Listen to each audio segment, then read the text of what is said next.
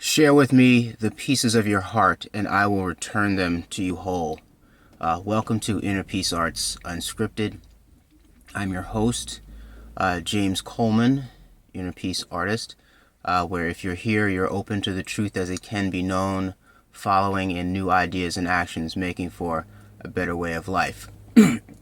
Clearly, this is a different kind of environment than I normally produce in, but it was in me and I had to get it done, and my house is actually full of people, so I can't actually do it in there today. But I wanted to talk about being told what to do, and I think it's important because it's a touchy subject, and all discussions about power seem to be touchy subjects in our culture today. One person put it this way. You can talk about lots of things in our culture, but when you start to talk about power, people seem to get a little antsy. And being told what to do is essentially about power. But I'm not going the power direction today.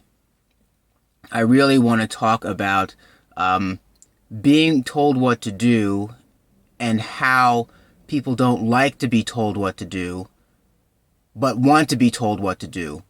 And in some ways want to be tricked into doing what they need to do without feeling like they're being told what to do. And that, I think, is the state of a lot of people. And I think it contributes to it forces people who want to get things done, or people who are visionaries or whatever, to be disingenuous, to have to trick people or have to manipulate people or have to find specific ways to go about getting people to do what needs to be done for themselves and for other people. And I think it points to the general dishonesty that leads to the kind of social disequilibrium that we experience. And so, from the Inner Peace Arts perspective, I really don't tell people what to do. I make presentations, I share ideas, and I leave it up to the listener to do what they want to do. Now, what that does is it means that if there's any kind of organization that flows, I like this light better, that flows from these efforts, it's because there's a kind of a genuine wanting to do so. And any kind of telling what to do is in the context of what you already want to do. So it's not really a telling what to do. It's like, if you say you want to hear truth and someone tells you truth, then you shouldn't get upset when you hear truth, right?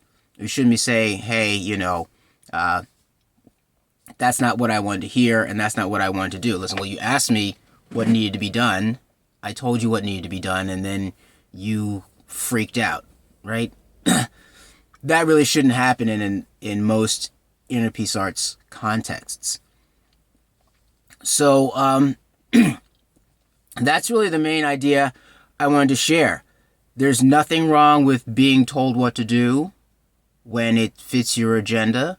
There's nothing wrong with listening to what someone says that will help your agenda move along. So being told what to do in of itself is not a bad thing.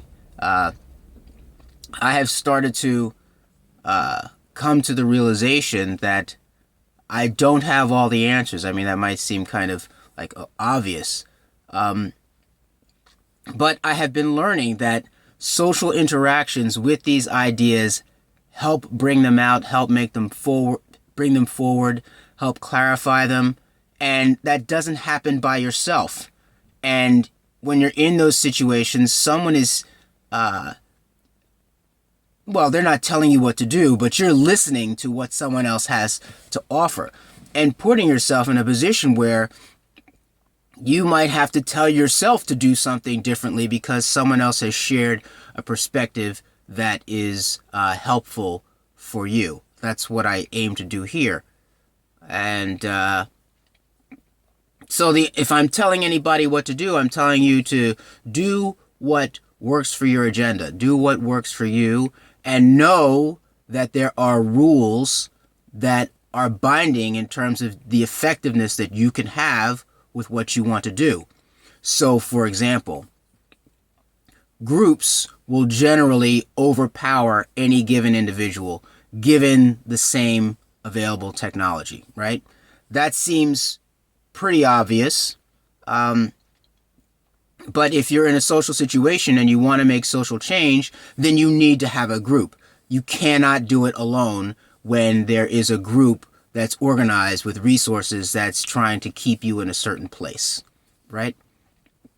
So refusal to organize is an acknowledgement of submission to whoever is organized, right? So I would say to the person who wants to get something done socially, like me, right? You're going to have to engage with other people. There's no other way around it. And so that's a kind of telling what to do. But getting back to the original statement of basically people wanting to be lied to, and that's what I call it, being lied to or tricked into feeling as though they're not being told what to do when they're actually being told what to do. This kind of requirement is what I believe is a supporter of social disequilibrium. And the more that we can just get to the place where we're willing to be told what to do and can process it effectively for our own agendas, well, then it's a win-win, right? There's openness, there's honesty, there's not this kind of dancing around in order to get somebody to do what they need to do. And, you can just be yourself more.